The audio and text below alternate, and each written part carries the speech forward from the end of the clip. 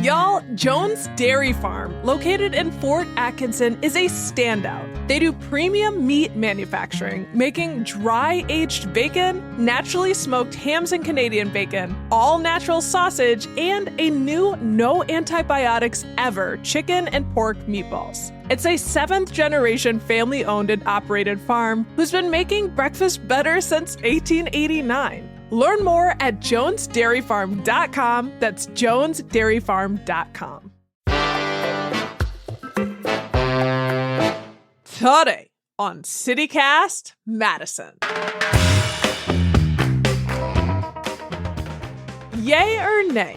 Our world is a much more magical, connected, and humane place because of books. CityCast Madison votes yay. It's that time of year when the free year-round public author event series, the Wisconsin Book Festival, has its major annual fall celebration.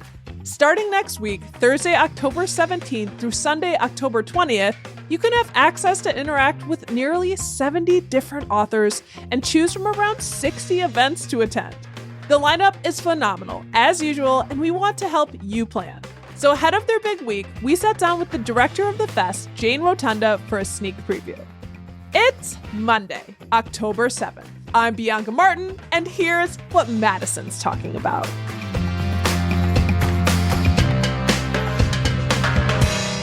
Jane, it is so good to see you again. How are you doing? Bianca, lovely to see you. Lovely to be with you and the CityCast crew. Thanks so much for having me. Yes, it's a special time of year. And for those who don't know, tell us, what is the Wisconsin Book Festival? Yes, it's the most wonderful time of the year, in my opinion. So the Wisconsin Book Festival is free, open to the public, literary programming throughout the year, based in Madison, Wisconsin. And we're coming up on our big fall celebration, which is this amazing 4 days of back-to-back author book programming. Again, free and open to the public. So that is what is on the horizon for us, and we couldn't be more excited. We're hosting 57 events and 69 authors in 4 days at 4 different venues. So we'll get into it, but that's what's coming up for us. It's so powerful. And you've got this gorgeous packed roster, like pages of opportunities for, whatever your interests are, it's probably covered, which is really exciting. And I wanted to note up top that, as you said, it's actually a year-long festival. This is kind of the culmination that's happening this month, right? Yeah, totally. So, I like to say we read all year long. So we should be engaging and talking about books and talking with authors and hosting them and inviting them to our community all year long. So I think that's a wonderful feature of the festival, that if you happen to miss it, we're still here for you, whether it's the fall or outside of the fall celebrations. So yeah, I think that's a really special thing that we do. And then there's this 4-day fall celebration, which is this culmination of recognizing, I think, first and foremost, the amazing literary community that we have right here in Madison and in Wisconsin. It's just such a testament.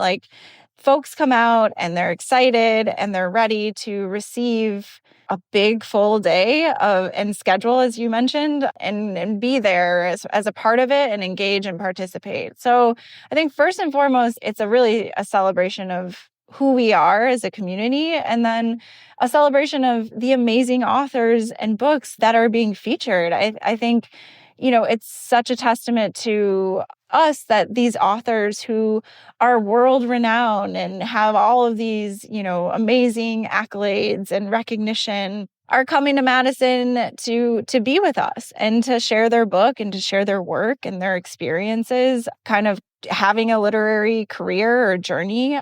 And I think these 4 days are mega fun. It's mega content, and it's just mega community, kind of all rolled into 4 days, October 17th through the 20th.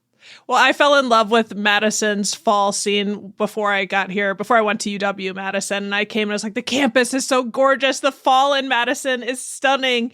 And now that you're talking about this book festival and all of the people that come here to Madison, is Madison a strong literary scene. How would you describe it here?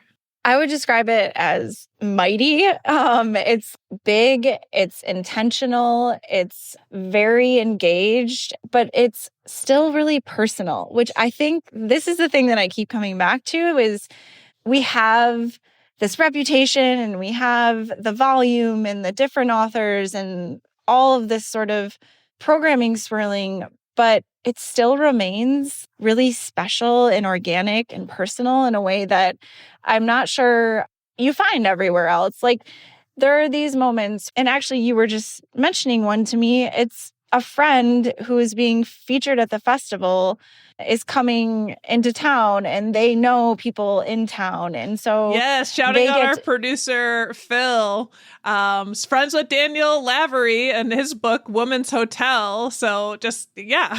Yeah. So these examples exist everywhere. And I think the pockets are deep and are very generous in terms of what our community then offers to these authors when they come. I mean, we're having conversation partners that are very like intentionally matched and curated because they have expertise or knowledge on the topic or content of the book, or they have a personal relationship, with the author. So they're just going to have this great rapport. And then there's the opportunity that exists for an audience member to sit down, to enjoy a conversation about a book and author, and then to ask questions. We still always offer audience Q&A during our events. And then we sell books and we have the authors sign the books. So you can also have this like amazing in between, I like to call them sort of interstitial moments with these authors because you're sharing the same space and you're getting your book signed. And I think those little personal moments, I think, are what make everything feel just really warm and special and like there is community rather than just you show up to an event and you take some things in, but you feel here more of a participation and a responsibility, to dig a little deeper, to have that organic moment with the author or a friend or community, to bring someone along. That's what I think is the secret sauce, I guess. The secret sauce. And are there people that, come every year? Like you kind of, is it like a return of friends and with new authors? Yeah, it is. It's like, so we have return authors and then we also have these amazing people who I can't remember the exact story from last year, but this woman comes every year and she drives back and forth every day from about like 2 hours away. But she comes because she just absolutely loves the scene and the environment and the fact that it's open to the public. It's in a library for, a lot of our events are at Central Library. And I think it's just one of those great little stories that show that people are following what we're doing. They're engaged, they're excited, and they are making what we're doing like that much more elevated and interesting and fun, because what would it be if not for the audience, right? That's the whole point. So, yeah. So I think it's return fans on all ends, Yes. Yeah. Coming to our magical, nerdy city in the best way. In the best way. Yeah, I can feel it in your smile, like just how alive these events are, and the community sounds incredible.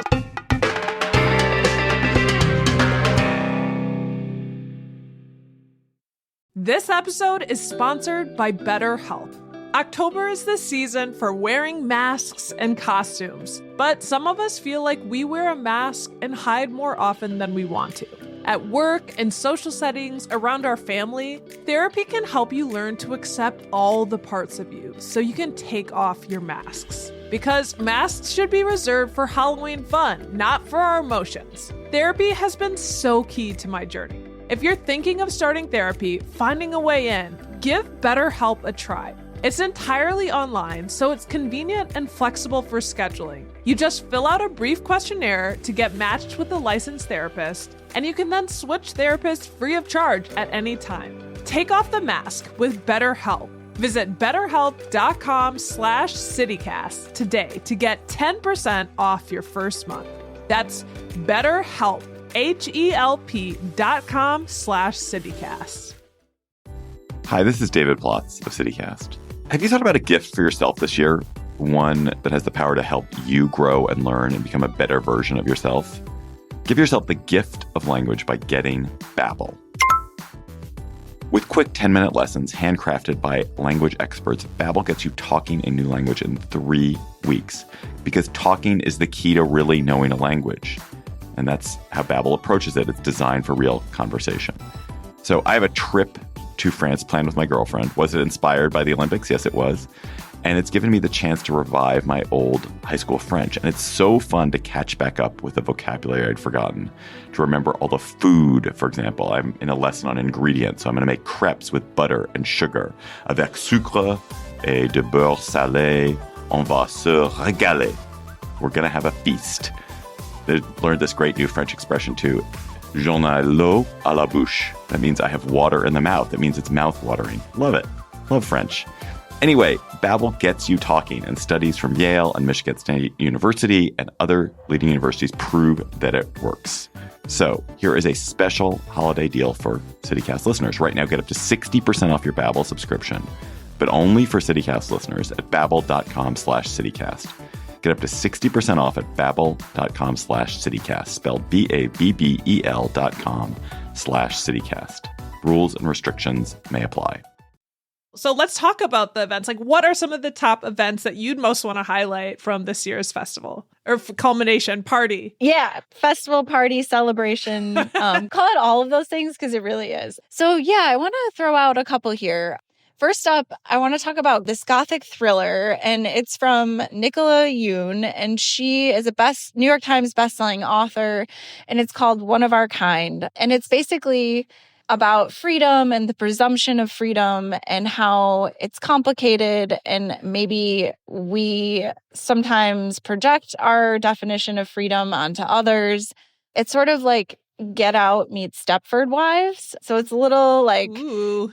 It's going to take us on a little bit of a wild ride. I point this one out because I think Nicola Yoon is really brilliant. And honestly, I make that comparison just so folks can get an idea of what the book is. But really, she writes her own stories through and through, and they're great. And we're actually giving away books at this event. So this is a special thing that we do where we give away free books courtesy of the book festival and the Madison Public Library Foundation to all attendees who come out for the event. And that's a good looking book. The cover is Technicolor. It is. It's a cool looking book, and what's inside is going to, really interesting, and again, take us on kind of a little bit of a roller coaster.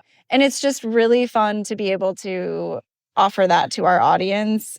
A free book is such a gift, right? Like, it's just a timeless classic gift. And it's really great when people walk up to the event and we hand them a book and we say, it's for you. Yeah, thanks for coming. So I wanted to highlight that one.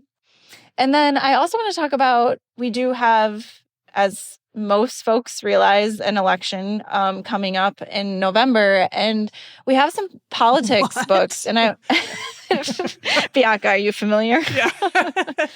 Too familiar. Yeah, so we have Defectors by Paula Ramos also on Friday night.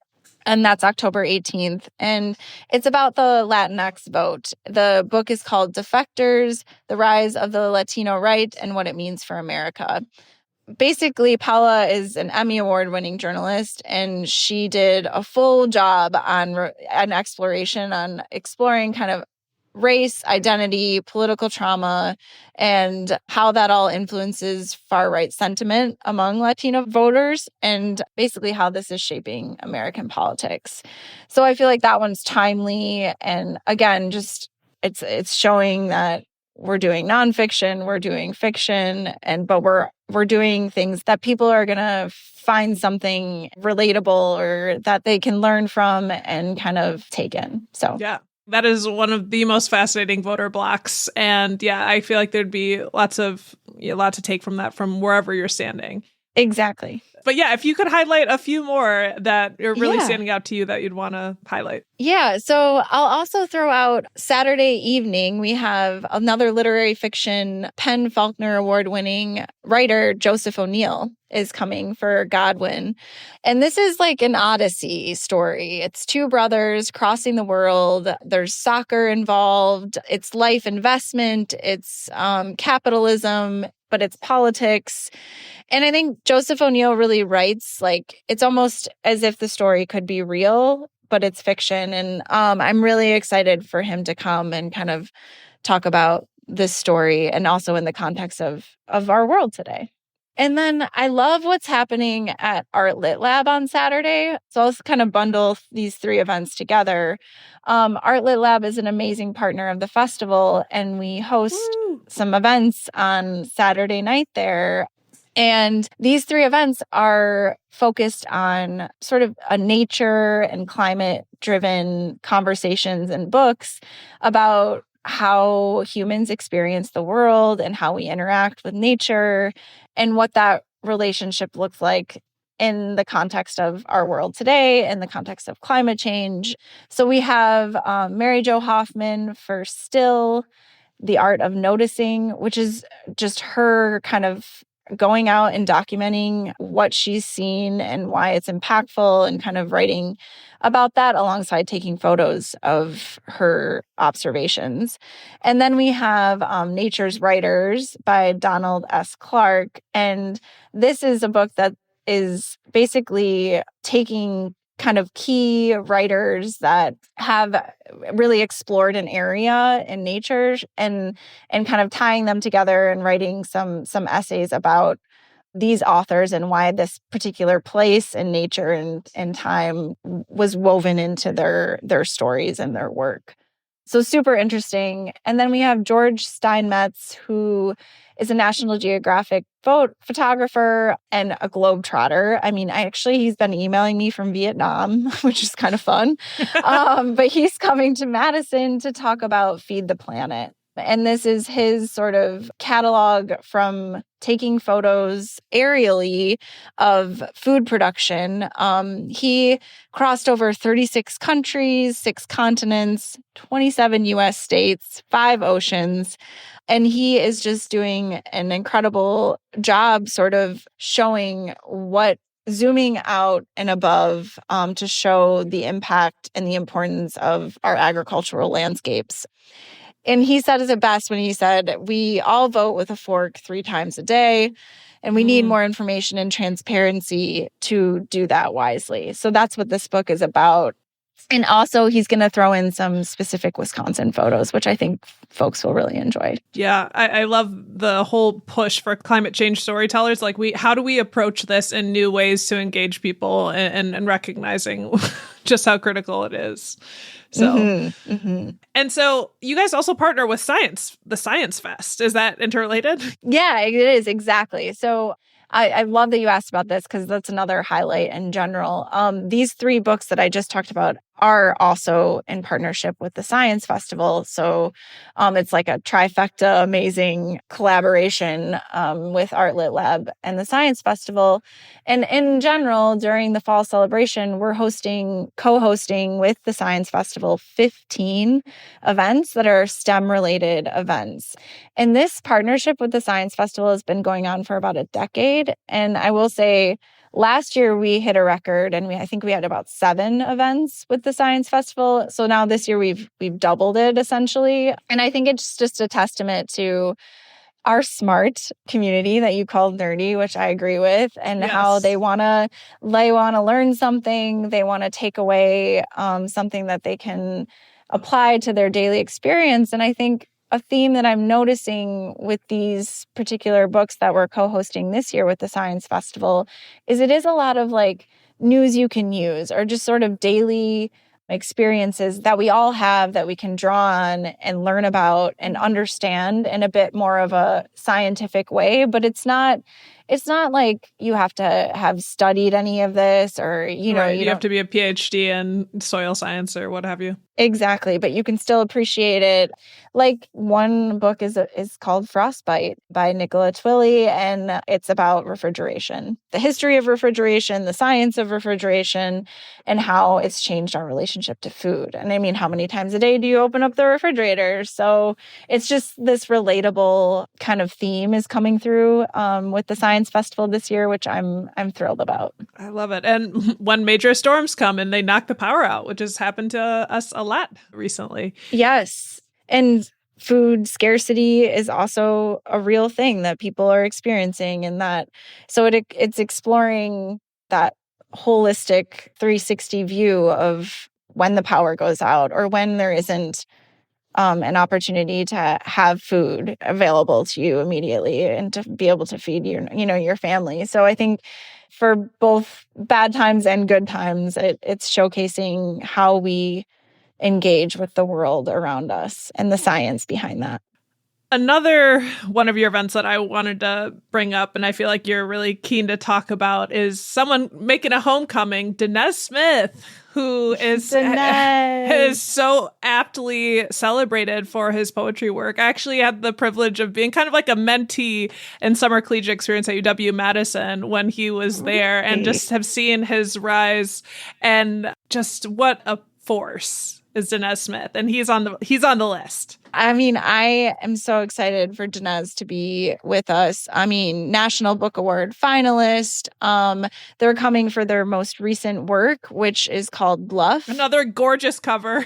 Gorgeous I know people, cover. It's good to read the books, but I also like it when they're pretty. It's important, Bianca. Let's be honest. Let's be honest. Let's tell it like it is. Yeah. And so they took a break and stopped writing and kind of took an artistic silence, an intentional artistic silence during the COVID-19 pandemic. And then also with the murder of George Floyd. So Bluff is the work that's coming out of that artistic silence. So as you can imagine already, Danez is a force, is powerful, has incredible talent and movement with their words. But now this, re-entering into the space and kind of exploring artistic resilience when the places we love the most are burning or hurting or, kind of being torn apart and torn down. This, I'm glad you brought it up, is also another book giveaway. And I think the power of giving away Danez's book is just going to be, it's going to feel, we're going to feel it. Everyone, I think, is going to feel it in a very interesting and powerful, deep way. Danez is super excited to come back and to the old stomping grounds. And they're going to be in conversation with Nate Marshall, who they're pals with. Nate Marshall is... we also love Nate. Yes, we also love Nate. Yes. So much love for Nate. An incredible writer, professor, MC, rapper. I mean, honestly, what doesn't Nate do? And also is one of the coolest people I know. So that event is a not to miss. It's on Friday, October 18th at 9 p.m. at Central Library. Oh my gosh. And that there's this giveaway, which is amazing. It makes my heart really happy. And it also makes me think about another question that I feel like I have to ask, which is, it's free for the people receiving it. And this festival is huge. And I assume it costs money on some end. And the city and libraries, you're also closely intertwined.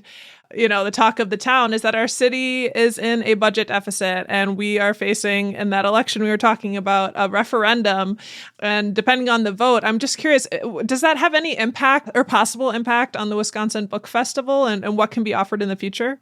Yeah, let's talk about that. So first, to start off, the book festival lives under, and I am employed by, the Madison Public Library Foundation. And that foundation is the fundraising arm for Madison Public Library. So festival costs are funded by private donations to the Madison Public Library Foundation. And that the library supports the festival in the use of its space and staff support. And so regarding the referendum, the library has put forth programmatic and service hour reductions to meet their required 5% reduction scenario. if the referendum doesn't pass. And so that is something that's under consideration with the mayor's budget. And again, those proposed reductions will be if the referendum doesn't pass. So just kind of talking through how there is this connection and relationship, but it is also in a way separate from the actual library funding. And the book festival, because it is privately funded, these reductions aren't directly affecting the book festival, but they will, if they come to fruition, there'll be reductions in that staff and open hours and time that indirectly impact the festival's work. Perhaps maybe the number of events we can put on and the library can support.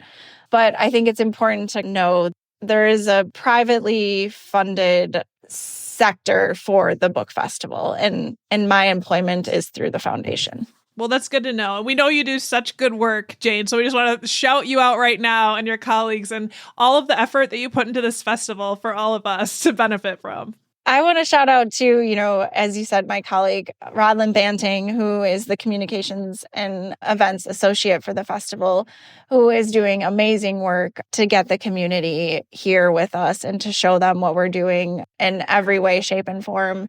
Honestly, it's a testament to all of you and that we're able to be here and that we're able to do this work and put on this celebration, a party, a culmination of books and authors. It's all because the community that we have is here for it. And we're really, really grateful and fortunate to be able to be here for all of you.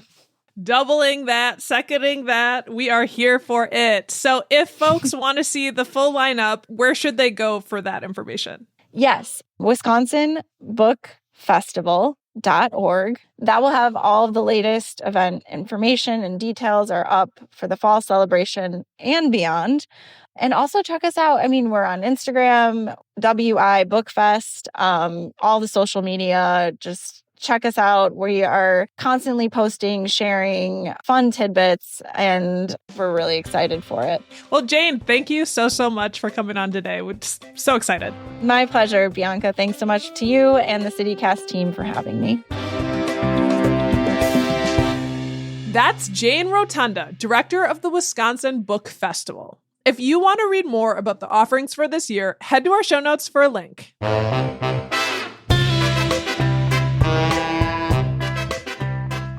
That's all for today, here on CityCast Madison. I'm Bianca Martin.